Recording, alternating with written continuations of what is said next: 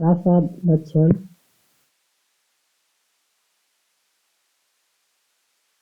कहा, हे सोनक, अब प्रासादों का लक्षण बताऊंगा, विशेष तुम सुनो। दिशा और विदिशाओं में उपलक्षित उपयुक्त 64 पदों वाला करके चारों ओर संख्या से अर्थात 12 द्वार करे और 48 भित्तियों की कल्पना होनी चाहिए। ऊर्ध्व क्षेत्र के समान जंगा उसके ऊर्ध्व होवे। गर्भ के विस्तार से सुकाग्री की जाती है। यह त्रिभाग से अथवा पश्च भाग से करे। निर्गम और सुघाग्री का शिखर का अर्घगामी ऊंचाई हुए। 4 प्रकार से शिखर करके त्रिभाग में वेदी बंधन करे। फिर इस चतुर्थ में आमूल साधन कंठ करे अथवा वस्तु को षोडश भाग वाला समान करके इसके मध्य में आदि में 4 भाग को गर्भ करावे। इसके अनंतर 12 भाग को भित्ति को कल्पना करनी चाहिए। प्रमाण से चतुर्भाग से भित्तियों की ऊंचाई के मान से होते। भित्ति की ऊंचाई से ऊंचाई दूनी होनी चाहिए। अर्ध के अर्धभाग से प्रदक्षिणा परिक्रमा करनी चाहिए। युग द्वारा चारों दिशाओं में निर्गम निकास मार्ग जानना चाहिए। सक्षम पुरुष को 5वां भाग गर्भ का मान संभाजित करके उसमें से फिर 1 भाग ग्रहण करके निगम की कल्पना करनी चाहिए। गर्भसूत्र के समान भाग से आगे मुख मंडप करे। यह साधारण प्रासाद का गया है।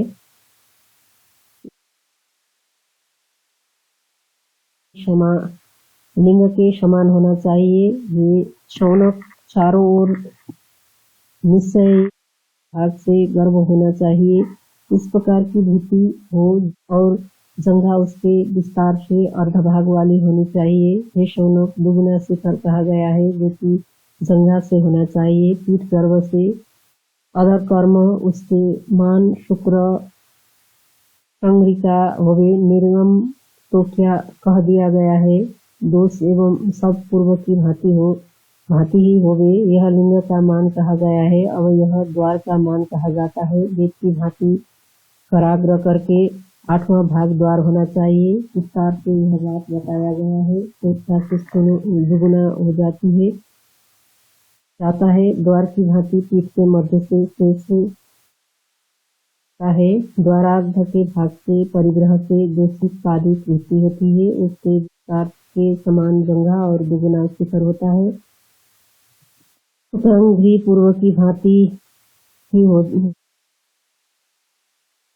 यह मंडप को मान कहा गया है। अब दूसरा स्वरूप बतलाओ। निरुक्त क्षेत्र करना चाहिए जहाँ पर देवता स्थित रहा करते हैं। इस प्रकार मान के करने से इसका बाह्य भाग विनिर्गत हो जाता है।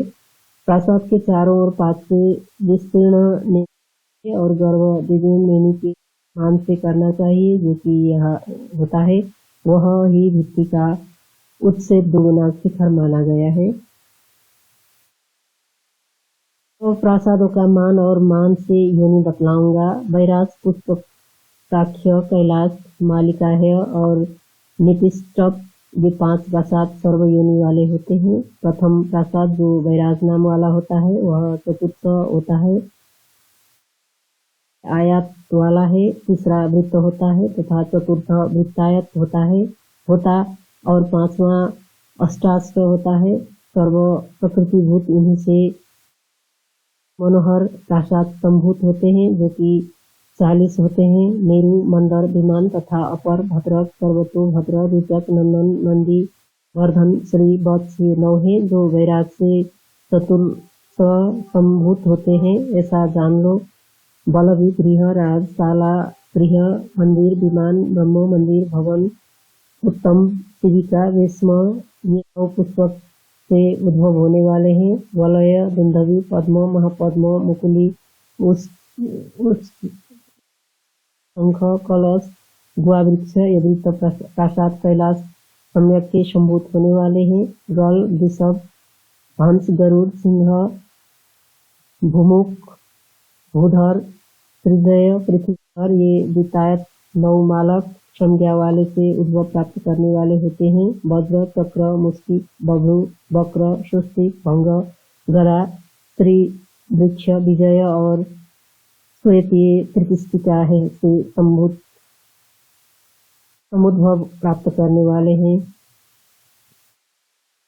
कोण, पद्म, अर्धेत, चतुष्कोण और द्विरष्टक जहाँ जहाँ मंडप का संस्थापन हो करना चाहिए। राज्य, वैभव, आयु की वृद्धि, पुत्र लाभ, स्त्री की पुष्टि ये फल त्रिकोणादि के क्रम से होते हैं। ध्वजातीत करे जो कि द्वार पर ख्यात है तथा गर्भगृह करे, से गुणित मंडप करे तथा ज्ञाता पुरुष को सूत्र अंश से भद्र करना चाहिए। वह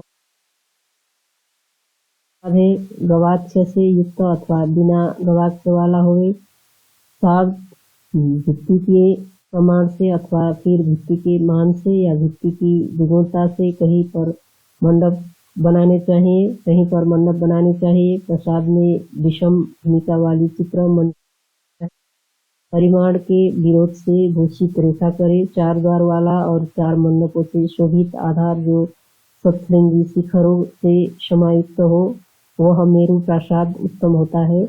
उसके मंडप 3 भद्र से अलंकृत करने चाहिए। गठनाकार मान आधार होते हैं और कुछ निराधार ही होते हैं। वे प्रासाद प्रति खंडक रूप से संभूत हुआ करते हैं। से गठन वाले उनके अभेद से देवताओं के विशेष के लिए बहुत से प्रासाद करे गए हैं। स्वयंभू देवताओं का प्रासाद में नियम नहीं होता है, उनको देवताओं के पूर्वमान से कराना चाहिए। वहाँ रसायता चतुष्कोण संबंधित चंद्रशालान्वित और घेरी शिखर संयुक्त करने चाहिए। आगे के भाग में वाहनों के छोटे मंडप बनाने चाहिए। समाश्रय रखने वाली नाट्यशाला भी करनी चाहिए। प्रासाद में देवताओं के दिशाओं में भी पृथक पृथक मुख्य द्वारपाल करने चाहिए। कुछ दूर तक उपजीवियों के भी मठ बनाने चाहिए। फल, पुष्प और जल से प्रवृत्ता जगती करनी चाहिए। मानव प्रासादों में स्थाप्य सूर्यों का पूजनोपचार से योजन करना चाहिए। उन गृहादि का करने वाला सर्वश्रेष्ठ सेवनकारी सबके देव भगवान वासुदेव ही है। सर्वदेव प्रतिष्ठा वर्णन। श्री सुत जी आता हूँ, गुरु को शोभन किसी तिथि में सुरम्य प्रतिष्ठा करनी चाहिए। ऋतुजों के साथ आचार्य का जो कि मध्य देश वर्ण करना चाहिए। अपनी शाखा में उक्त विधान के द्वारा अथवा प्रणव से करे। 5 अथवा बहुत मुद्रिकाओं से पाद्य अर्घ आदि करे तथा मंत्र न्यास वस्त्र एवं गंधवाल्य और अनुलेपनों द्वारा करके फिर गुरु को कर्म का आरंभ करना चाहिए। प्रासाद के आगे के भाग में 10 हाथ प्रमाण वाले एक मंडप की रचना करनी चाहिए अथवा 12 हाथ के प्रमाण वाले मंडप करे जिससे 16 स्तंभ निर्मित 8 ध्वजाओं से युक्त 4 हाथ प्रमाण वाली मध्य में एक वेदी का निर्माण करना चाहिए। नदी के संगम के तट पर रहने वाली भालुका को वहां डलवाना चाहिए।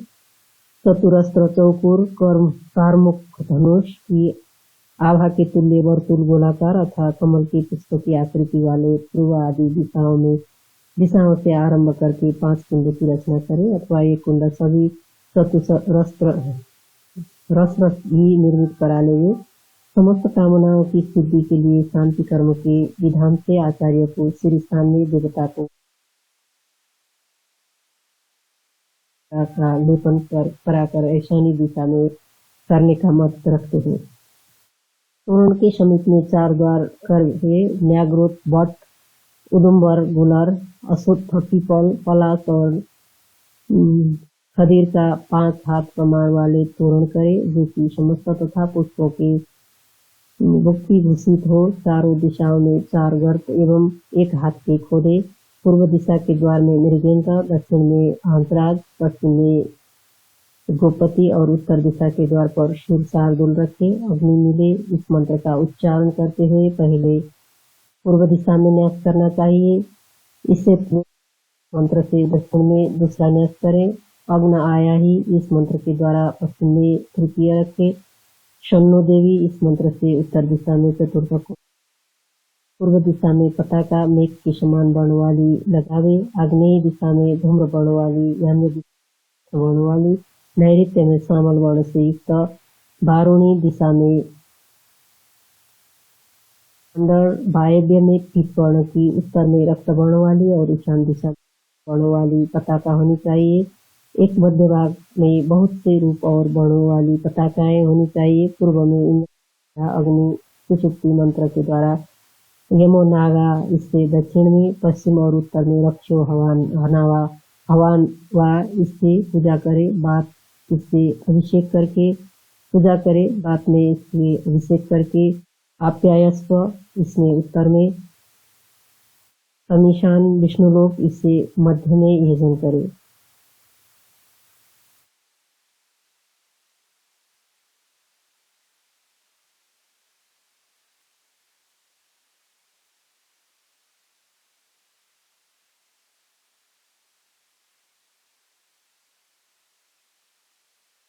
वास्तुस्ती मंत्र के द्वारा वास्तु दोषों के कर्मनाथ वास्तुपति का जाप करना चाहिए। कुंभ के पूर्व भाग में भूत गर्दे के लिए बलि का आहरण करे।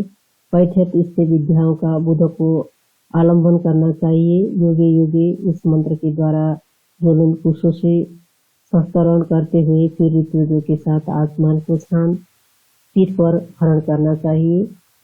अनेक भांति के ये ब्रह्म घोषों के द्वारा तथा पुण्य और जय मंगल ध्वनियों के द्वारा देवता को ब्रह्म में स्थित करके फिर प्रतिष्ठा करते हैं।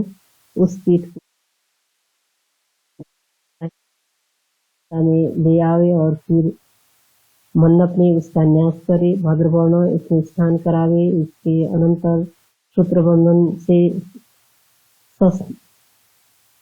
कराकर स्नान कराकर दुराभी वाहनों से लक्षण में द्वार कर कांस्य पात्र में अथवा ताम्र पात्र में मधु घृत से युक्त करके सुवर्णशाला से देवता के नेत्रों को अंकित करे।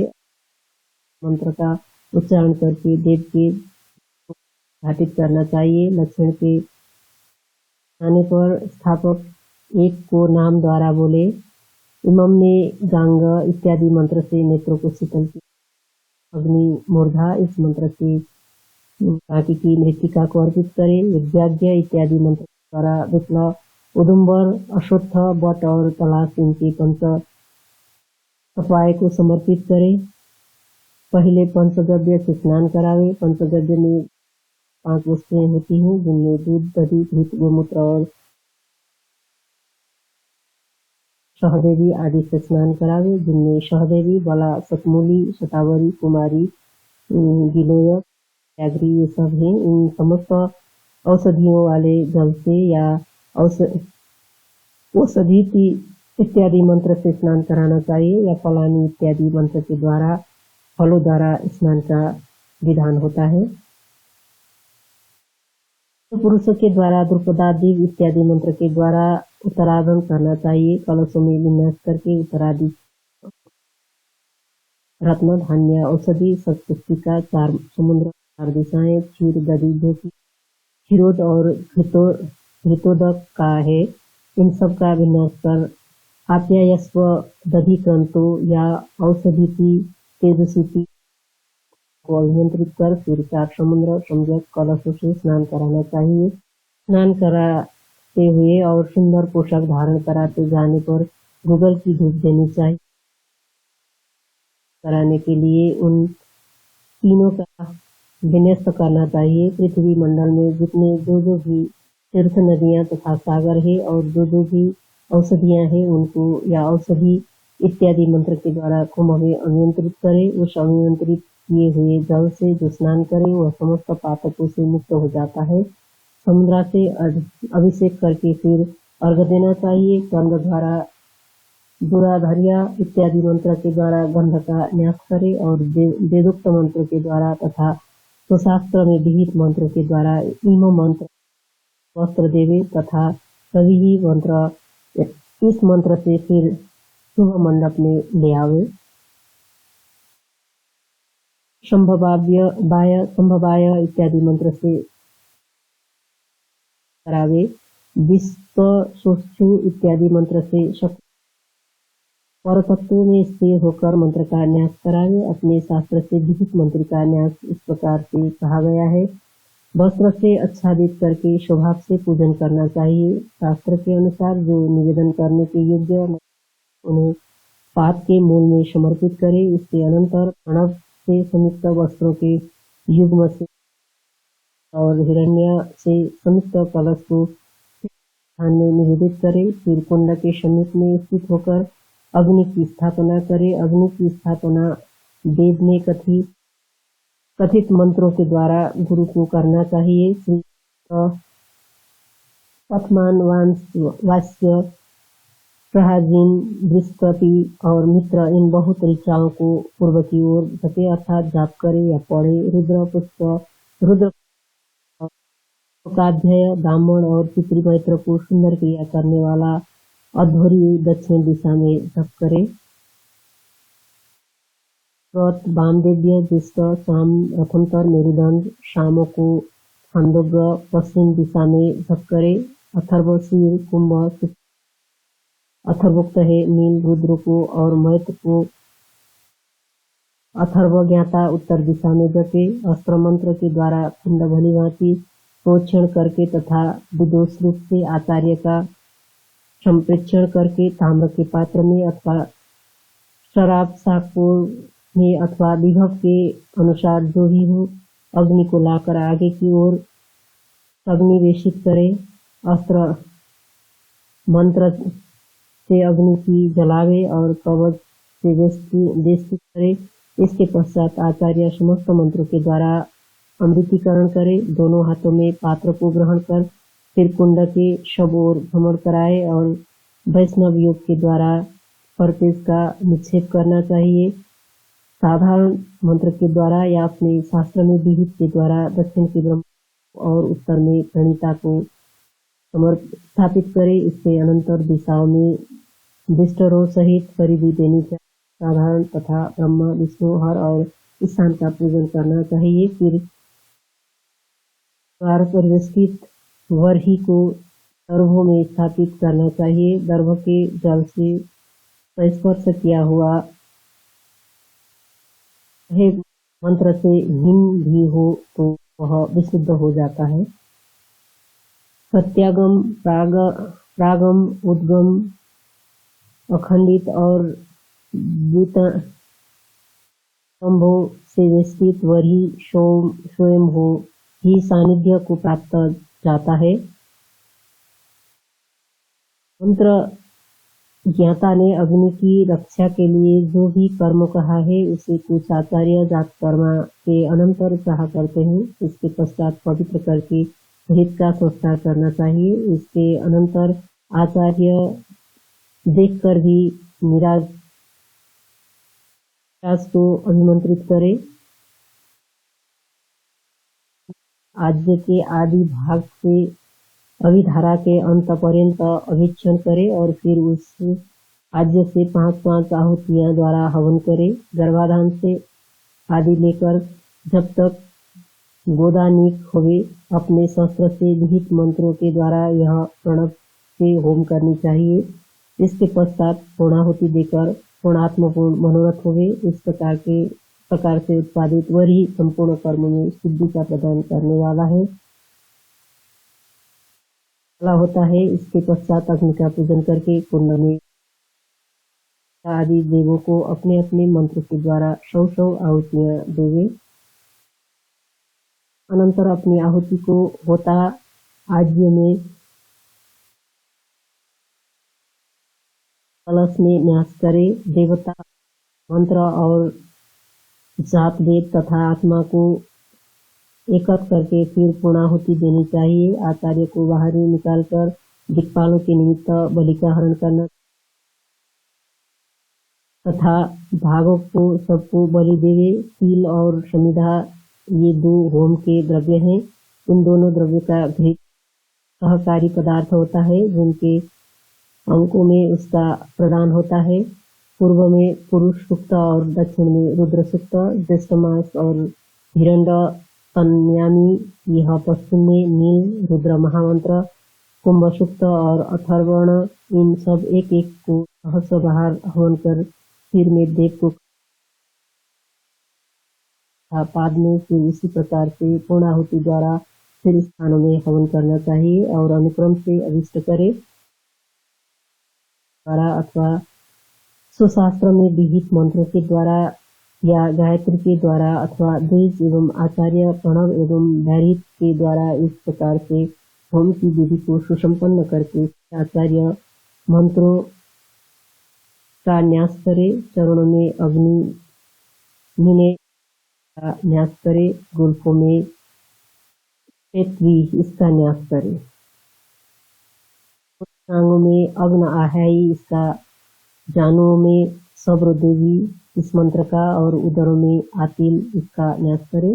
हृदय में दीर्घा विष्टवाय इस मंत्र का और गले में श्री का न्यास करे। वक्षस्थल में वातार मिंद्रम इसका एवं दोनों नेत्रों में त्रियुग्मकार इसका न्यास करना चाहिए। मूर्धा भव इसे मूर्धा में न्यास करे और आलग्न होम करे। इसके अनंतर देव का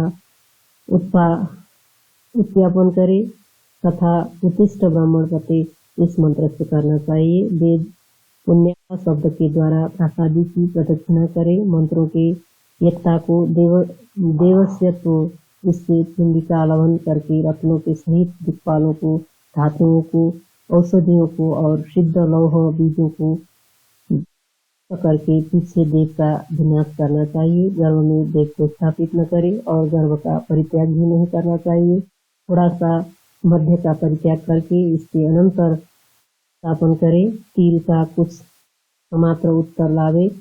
गुरु को ओम शिरो भव शिवो भव प्रजापंच नमो नमः देवस्य त्वा सवितुयं तड़भ्यो गई इससे विनाश करना चाहिए। भुवनात्मज में तत्व वर्ण कला मात्र प्रजनों का तड़भ्यो इससे विनाश करके अर्थ को अभिमंत्रित करे। सुप्रति संपात कलश के द्वारा ही करावे और सुगंधियों के द्वारा और नैवेद्य के द्वारा पूजन करना चाहिए। अर्घ्य देकर नमस्कार करके इसके अनंतर देवता पात्र वस्त्र युग्म तथा सूर्य अंगियक और शक्ति पूर्वक दक्षिणा देनी चाहिए। पूर्ण सावधान होकर चतुर्थी का हवन करना चाहिए। इस प्रकार से 100 आहुतियां देकर फिर पूर्णाहुति देवे। माताथ्य बाहर निकलकर दिक्पालों के लिए बलि का हरण करे। आचार्य पुरुष हाथों में लेकर समस्त इसे विसर्जन कर याग की समाप्ति हो जाने पर आचार्य को एक कपिला गौ का दान करे तथा चामर, मुकुट, कुंडल, छत्र, कटिसूत्र, व्यंजन एवं पुष्कर तथा कमंडल ग्राम वस्त्रादि देवे। इससे यजमान है और स्थापक के प्रासाद से विमुक्त हो जाता है।